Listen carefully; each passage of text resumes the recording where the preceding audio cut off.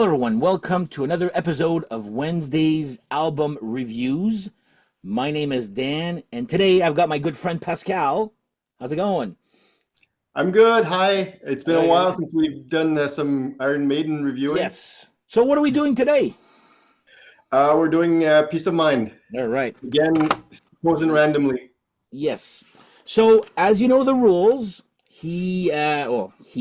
Everybody has a chance to write in the comments any album you would like me to do an album analysis on, and then Pascal suggested to me Peace of Mind by Maiden. We've already done Fear of the Dark, and what was the other one? Somewhere, Uh, Somewhere in somewhere time. in time, right? Yeah, okay. Yeah. So now we're doing Iron Maiden, Peace of Mind, and he's been with me as a co-host for the other two. So you know what? Let's go do this again as a co-hosting one. So Iron Maiden, Peace of Mind came out in 1983. The label EMI, and produced by Martin Birch. There's a big change happening for this album, which actually got me upset as a kid, but back then.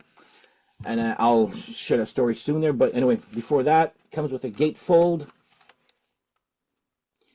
I've always loved this one. I don't know if you ever seen the table, the condiments. There's a brain somewhere. There's Heinz ketchup and HP sauce on the far, like right where the chandelier is. Yeah, they're eating some brain, but I always thought that okay, I'll try to. Right there's a Heinz bottle and a HP sauce for your steak. Yeah, there's the brain right there. So isn't there death somewhere in the background? I always loved that little bit of humor. But anyway, on the album, we've got Bruce Dickinson on vocals, Dave Murray on guitars, Adrian Smith on guitars, Steve Harris on bass, and new drummer who replaces Clive Burr. Nico McBrain is now on drums for this album. And I'll always remember as a kid, I had Number of the Beast. I loved it.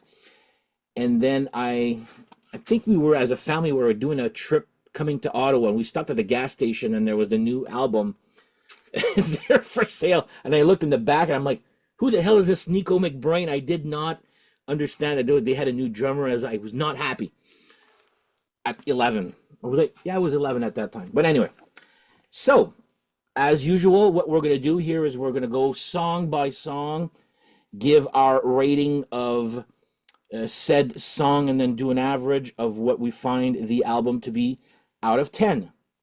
So, since this was your idea, my friend, why don't you go first? Song number 1, we have Where Eagles Dare. All right. Where Eagles Dare. First song off the album. I don't think you could have dreamed up a better song to showcase Nico McBrain. This is it's not that it's super spectacular in terms of drumming, but it's super original. Yeah. For the drumming, and the drumming is kind of part of the melody. It's one of those rare songs where if you didn't have the drum doing what it does, it would change the nature of the song completely. Excellent song. Great opener. I think it's probably my favorite opener of any Iron Maiden albums. So with all this being said, you can probably guess that I'm giving this a 10 out of 10. All right, sounds good. Me too. I do love this. I actually have fun playing it on the bass too. I'm sure it's not as good as Steve Harris's, but and I'm going to add to your drumming part. It's also memorable. I'm not singing it, but you know what I mean. I'm playing it in my head right now. But as drums go, I think this is basically the one and only Nico McBrain drum sound, because to me, he's always been about the cymbals. And to me, this is like one of those rare drums. You're like hearing that. So absolutely love the song. I love playing it. I'm also giving it a 10 out of 10.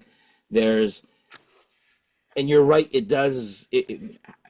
you're right, and I never even thought about it when you said take out that sort of drumming, and it would change the song completely. I'm like, yeah, you're right, actually. And I was trying to just imitate, like Yeah, just thinking like a swing beat or something there would have yeah. completely changed the song. So yeah, 10 also for me. All right, Good next stuff. up, Revelations. Revelations. This is one that I wasn't too keen on when I was younger, when I first discovered this album. But over time, it grew up. It grew on me. It's not one of the. It's not very flashy in terms of songs, but it's like I said. Over time, I got more and more into it. It's kind of a proggy kind of song for Maiden, but it's not super long. It's just the right amount of time. Uh, what I like about this song is the duality of heavy and light. I find and the guitar harmonies throughout. So this one, yeah, it's been a grower throughout my life. So it's a 9 out of 10. Wow. Okay. All right. To me, this is one of those surprises that I never liked this song. I was, like you said, I was never keen on it as a kid. I'm still not keen on it as a adult. It's that stop and like remember we were talking about that stop and go, like I'm a mover. It's that's what bugs me. And you know how you say you hate Fear of the Dark live because of the crowd participation? I hate this song, hey, hey.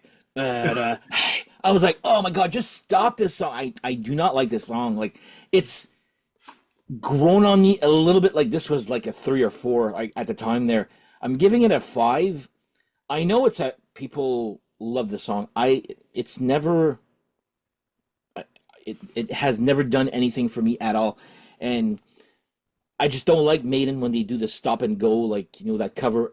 Oh, it was what was that other song? It was the apparition off of Fear the Dark. It was also a stop and go, and I said it was the worst song that they ever I did. don't remember that one.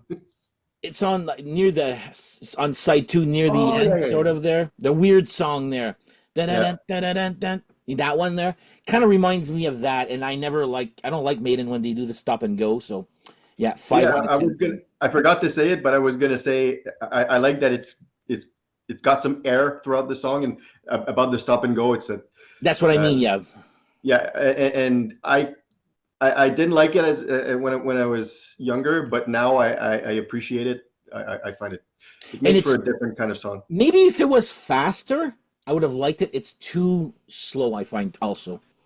Is it? I think it's faster on Live After Death. Oh yeah, yeah. Oh, everything is faster on that album. Yeah, but yeah, I just find on a studio version it's a slow song, but Mm. or mid paced, just slow. All right, so 5 and a 9 for that one. Flight of Icarus next.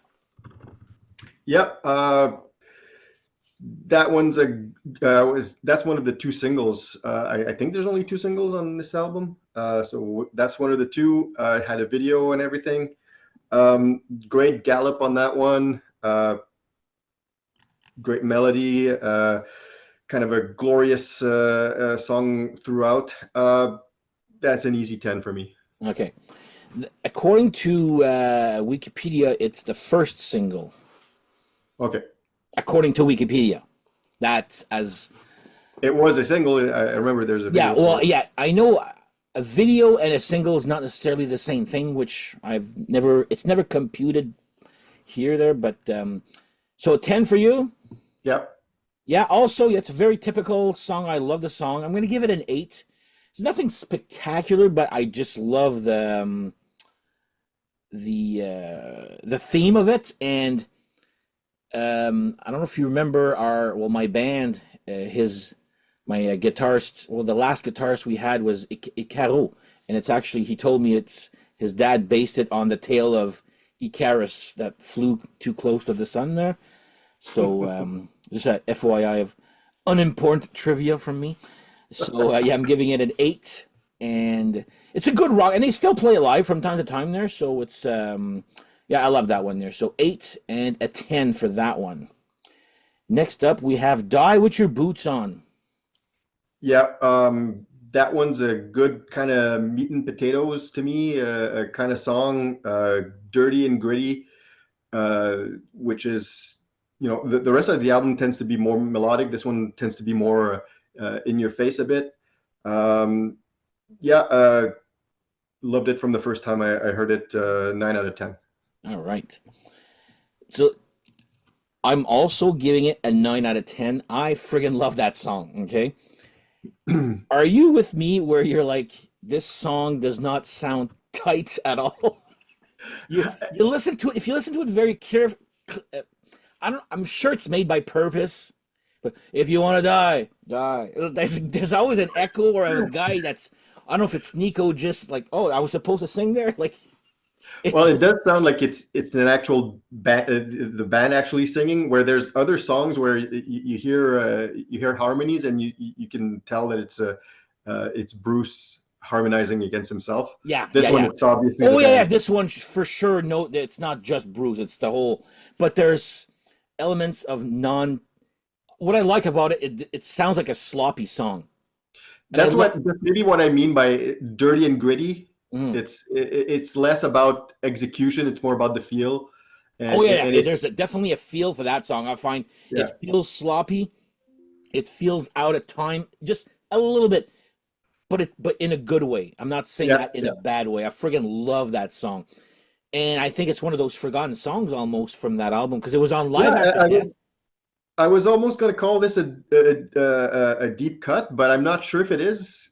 Yeah, it's not mentioned a lot, but I I know it's liked a lot. I know I would say it's a I would think it's a deep cut now, but not at the time because it was on Live After Death. Oh, okay. Correct me if I'm I don't wrong. remember. I don't remember. I haven't listened to Live After Yeah, Death neither in have I ages. either, but I do remember, I think it was on Live After Death. Anyway, love the song. So 9 and a 9 for that one. Yep. Okay, The Trooper. All right. Well, you're going to find me once again handing out big ratings for for all the songs so far. But I have to say this is the gold standard for Iron Maiden. If someone doesn't know Iron Maiden and they want to get into Iron Maiden, uh, expose them to that song, make them listen to that song. If they don't like this, they'll never like Iron Maiden. uh, I don't know anybody who doesn't like this song, first of all, but yeah, so great song, great single, one of my favorite singles that they ever did. This one, well, there's a video for that one too, so Yeah, it is a single, I assume. that was the second, according to Wikipedia, that's the Yeah, second single was The Trooper. yeah, so 10 out of 10. All right. I mean, it's a song we've certainly heard quite a bit. They always play it live, if I remember correctly. It's They still do. It not always. I would say not always. 9 shows out of 10 they do. I would think that this is a song that they cannot I not don't play. think they played it last time we saw them Okay. in Montreal. Did they I get booze don't for think that? so. What's that? Did they get booed? For Um, anyway, I, I'm just I may kidding be here. wrong, but I think So yeah, for me, 10 out of 10. It's a song I'll never get tired of. It's a perfect single. and it's our common friend Concert Steph. His favorite Maiden song is The Trooper. I also like the song a lot. It's not my favorite. I'm gonna give it an 8 out of 10. It's one of those. I'm not tired of hearing it, but when I think of Maiden, this is not the song I think of when I think of Maiden like right away. But I understand it's got the gallop, it's got the speed, it's a perfect song. There is stop and goes, but the stop is filled in with Bruce Dickinson's vocals, so it doesn't really sound as a stop and go song, if that makes any sense. Da Kind da of. da da. You take my life and you take yours. Da Oh da yeah, da yeah, da. okay, But that's what I mean by there's yeah. da da da da. What the fuck am I doing?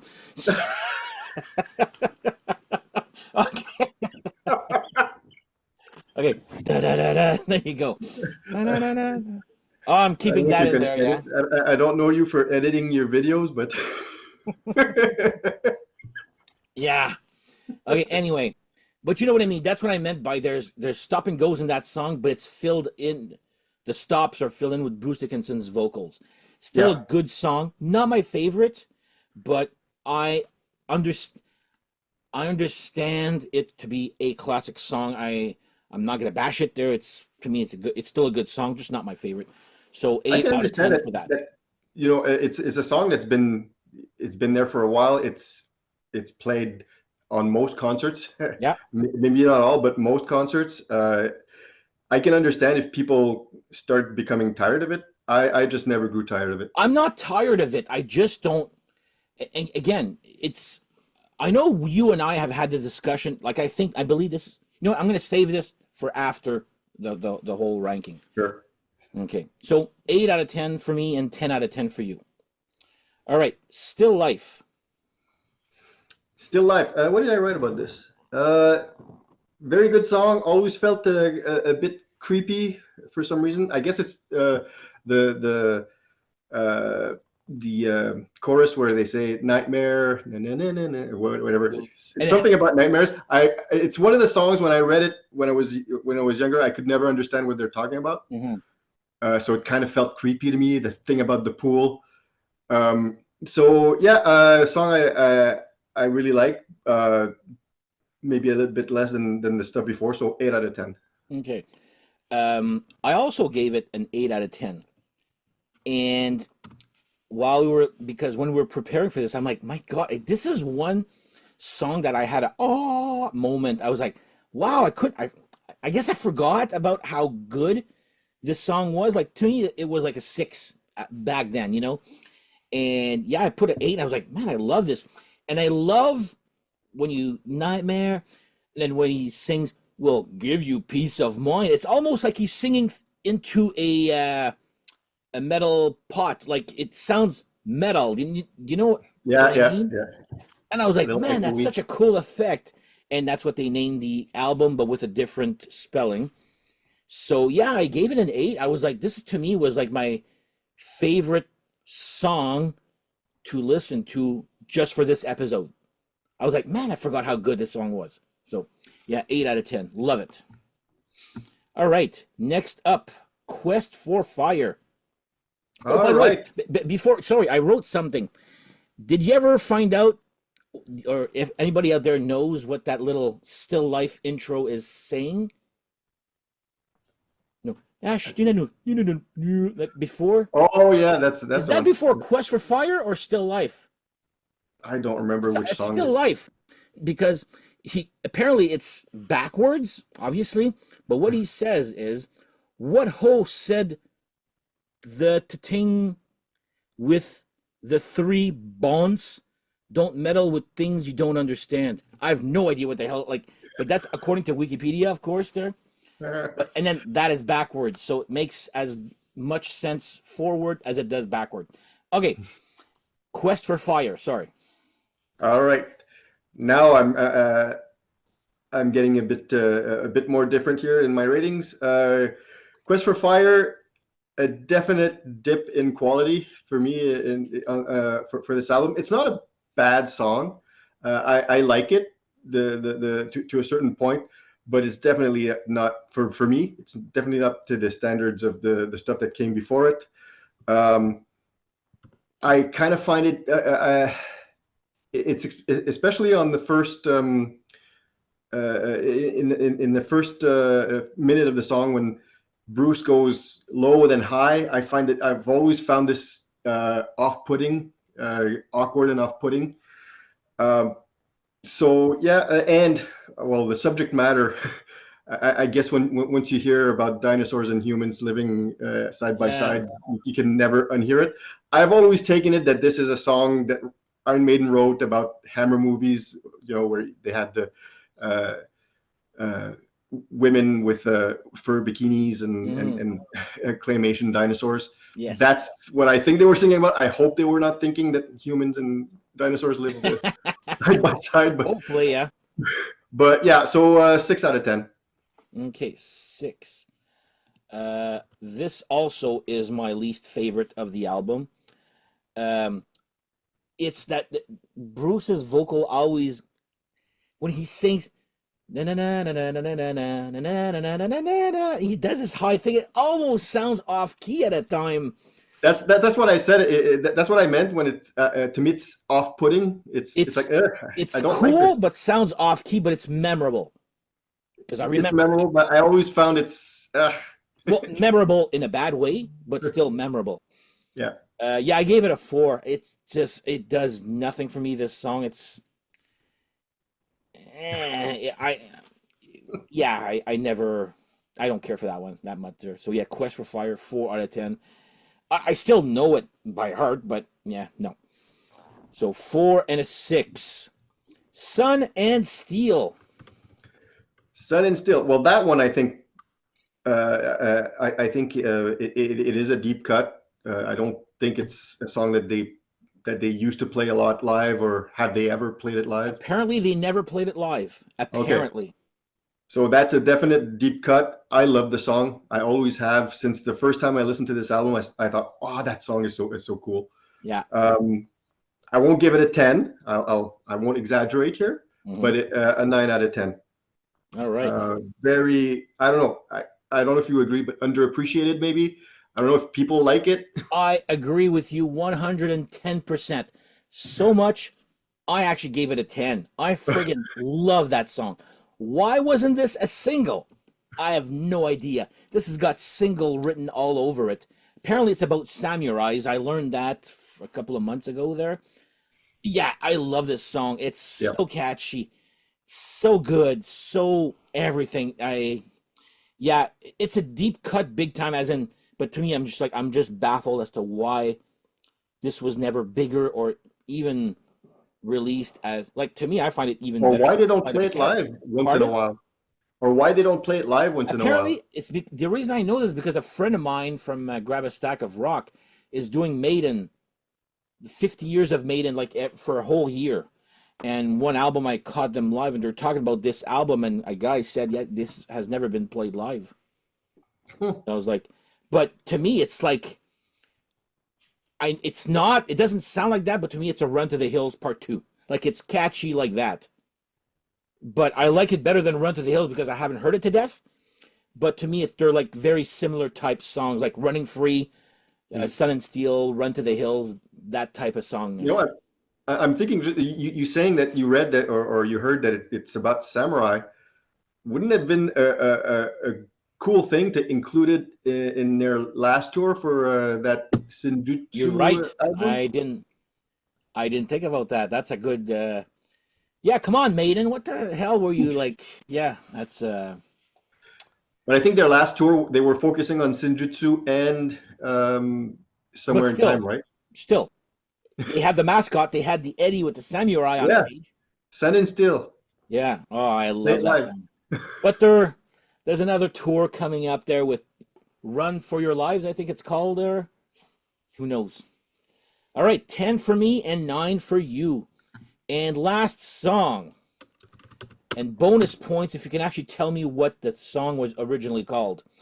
The song is called To Tame a Land. Was it called Dune? Yes. They, I think in a documentary or somewhere else, they were talking about, yeah, it was supposed to be called Dune. Frank Herbert does not like heavy metal music. He basically told, no, change it. He was not as nice as Patrick McGoohan. Was that his name from The Prisoner? Yeah, He said, yeah, go for it. These guys were like, nope, don't. I don't want anything to do. Anyway, To Tame a Land, sorry. What can I say about the Tame of Land? That's kind of I guess the epic of the album. I can definitely hear that it almost sounds like a test run for the song Power Slave and the song Rime of the Ancient Mariner. Yeah. Ancient Mariner. Uh, there's elements of both. There's a bit of some uh, Oriental music in Oh, there yeah.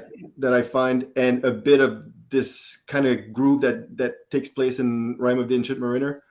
Um, so yeah, that's another song it wasn't one of my favorites when I was younger teenager when I discovered this album. Just grew with time, and it's a song I really like now. So 9 out of 10.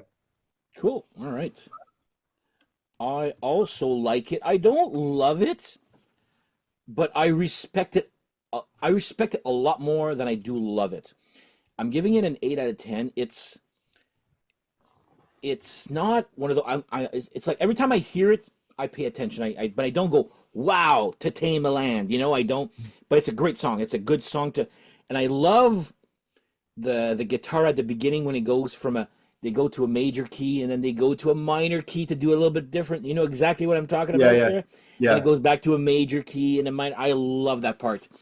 Um, it's a The, great song. It's just to me, it's the deep cut of their epic songs. It yeah, yeah. it's I mean, if we don't put Mother Russia into the picture, because that well, just like I plain well, like I sucks said, there. But it's a song that I didn't, I wasn't particularly fond of when I first discovered this album when we were in high school and that kind of stuff. It's just grown over time. Like I said, you're right. It's not one that's super flashy. It's not one that grabs you instantly. One thing I do like, you mentioned that spot that you like. I love the ending for that song. yeah, well, Uh, I'm sorry. Go ahead there. isn't that where the yeah, it's like guitar harmonies until the end. I think, if I remember correctly, I listened to this before this Hmm. taping this, but yeah, ending is always something like, oh yeah, this is ending the album on such a great note. Do you know what it reminds me of? That's why I was just scrolling there. On the first Dio album, the last song, "Shame on the Night," it's the same feel. I find I was like, Yeah, all this time I was like, what does it feel like? I'm like, that's the song, that one right there. It's got this little weird intro too, the same thing there. yeah, So an 8 and a 9. indeed. What's your total then for the whole album here? Uh, 80 out of 90, so that's 8.88 or 8.89 out of 10. 8.9. Look, sure, let's go. 8.9, yeah. 8.9 out of 10. And myself, I got 7.8 out of 10. Just because there's two songs off of this album, I'm just like, eh. The rest are very high up there. Now, what I wanted to say, I believe this was your favorite, It's or at the it time. Yeah, it's been in rotation. It's one of my three favorites. It's Okay. been a favorite for a long time. It's in rotation with others. I won't speak of them right now because we're Yeah, going to yeah. review them later, and we'll see if they remain at the top. But yeah, it's one of the albums that I was always really fond of. Yeah, see, for those two songs, for me, it's good. What and see, this is where how I find this album sounds. So I love the Number of the Beast, and I love the bottom end of this.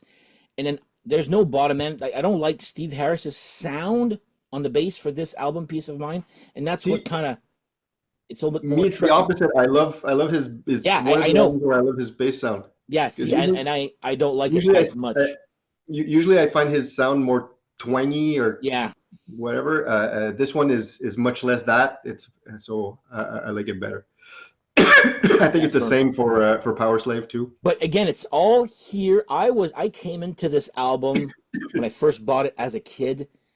I was upset that Clive Burr was gone. Like I love that drummer that much, and I don't know if it's subconsciously has stayed with me there, and that's why I don't appreciate the album as much.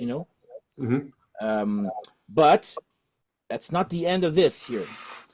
As you all know, we've talked about Maiden's the bonus tracks that come with each uh, albums, Indeed. and they have these until Fear of the Dark, right? If I remember correctly. Yes. Okay, I so wish I wish they would have continued. yes, oh, I know this was a brilliant idea to do, but a missed opportunity to continue. Hmm. So on Peace of Mind, we have two bonus tracks. You want to tell us about them? You've got I've got the fire, which I believe is a Montrose Montrose cover. song from Paper Money, the Yeah, second Sammy Hagar album. Yeah. and I have to admit I haven't listened to the two songs for this for this chat Yeah. here. So I just wrote a note way back when. So for me, it's a 6 out of 10. I know we're not Yeah. calculating this as part of the thing, but it's a good short little song from Montrose. It's okay. Yeah. I do like I've Got the Fire. There's another version if you're a Maiden fan. I believe there's one of the earlier, well, in the Paul Diano era, because they do play it. There's a B side of I've Got the Fire live somewhere out there, sung by Paul Diano. But this is the Oh, first when they recorded it on the studio. Um, Again, this is one of those songs. It's a great song, I find, and it's one of those. Who is this Montrose band? Like, this is what I like about Maiden covers. It made us go and discover these bands that we were maybe aware of or maybe we're not aware of. But I was like, yeah, it's yep. mind you, it's the only good song. Well, it's the highlight of Montrose's second album. Let me put it that way there. But I've Got the Fire is a great riff. Even Axe redid it, by the way. It's they did I've Uh, Got the Fire. So I would give it a good 7, I guess. There, just talking like that there. yeah. And the other one is, well, you tell us about it there. Cross-Eyed Mary, cover from Jethro Tull, which is a band I know way more than Montrose. I do have uh, the album from Montrose. I've listened to it maybe once. Yeah. Uh, whereas Jethro Tull is a band I own all the albums, and Hmm. I indeed love very much. So Cross-Eyed Mary is a song I know very well. I'd give it a 7 for Iron Maiden. It's a good cover. The only thing I find Bruce Dickinson sings way too high the whole time. I was just thinking of that, like Quest for Fire. Yeah, He does that little but key. he has it for the whole song this Yeah. time around, which is not the way that Anderson does it. So I mean, it's different. I can't comment on that. I don't even know how the original goes. Yeah, so it's quite different. It's way more energetic, but I find it's a bit tiring. But 7 out of 10 if I was going to rate Yeah. that song. What album is that from? It's from Aqualung. Aqualung. Okay. So they're a good one, I guess. Too.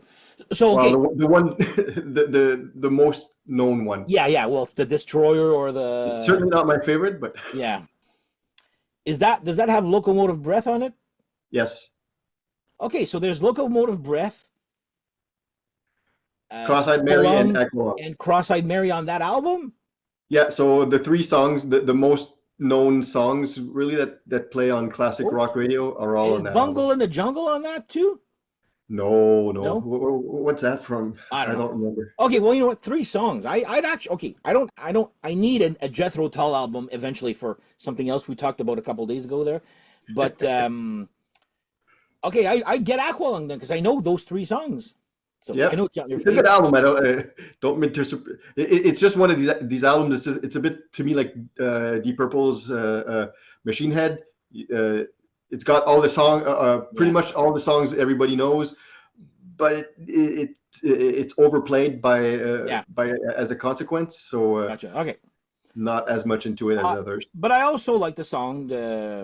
I do like the song. To me, this is where that trebly sound really stands out on Cross-Eyed Mary, where there's hardly any bottom end.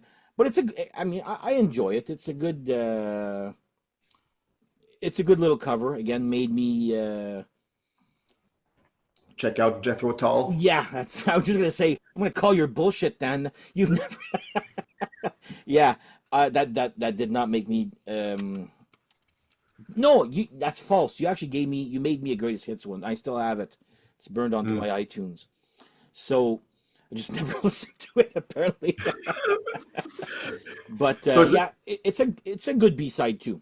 I do like there are 2 good B sides.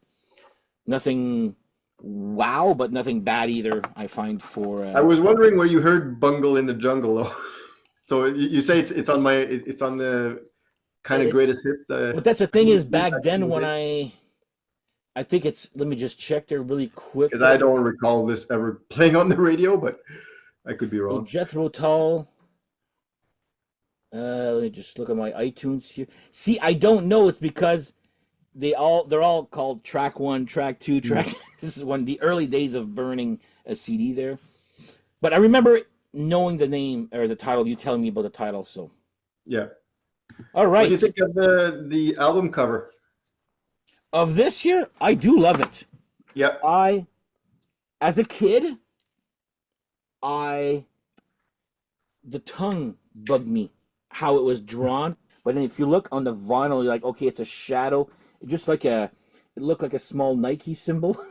Yeah. I Um, understand because we used to draw these yeah, album yeah. covers, and I Oh my god, I remember fell I drew it with printing those out. as if it was detached Yeah, from the mouth yeah, because exactly. But it's a shadow.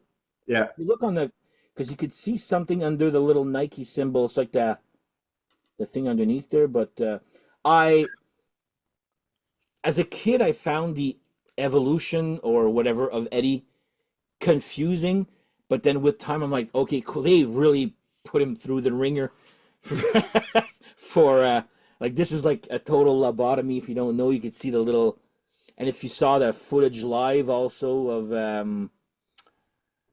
where they take out his head and then take out the brain, and I don't care much for this though.